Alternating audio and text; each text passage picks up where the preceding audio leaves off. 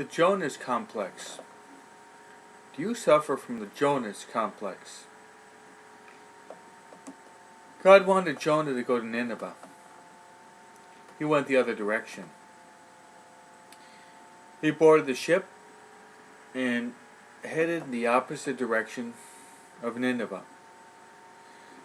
As it turned out, a storm descended upon the ship, and the sailors threw Jonah into the sea, hoping to calm the sea by getting rid of Jonah. And Jonah ends up in the belly of a whale. There he is, for 3 days and 3 nights. And then the whale vomits it out. Vomits Jonah on the land of Nineveh.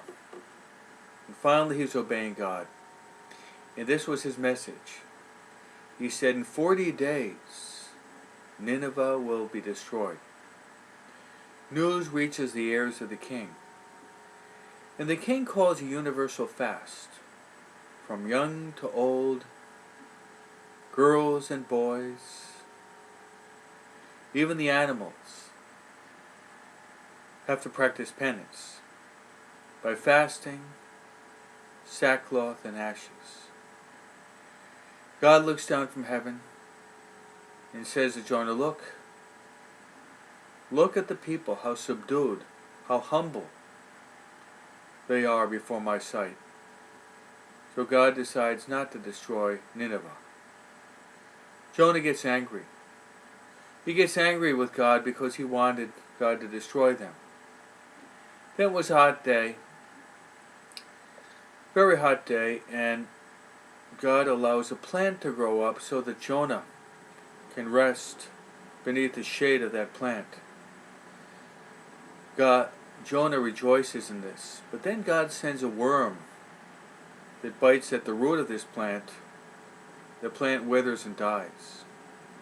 Jonah once again gets angry. He gets angry that this plant that gave him shelter died. God intervenes. He intervenes on behalf of the Ninevites and says that these people, Jonah, don't know the difference between their right hand and their left hand. What about all these animals? 3 messages that we can take. How often, like Jonah, we do not want to listen to God's message.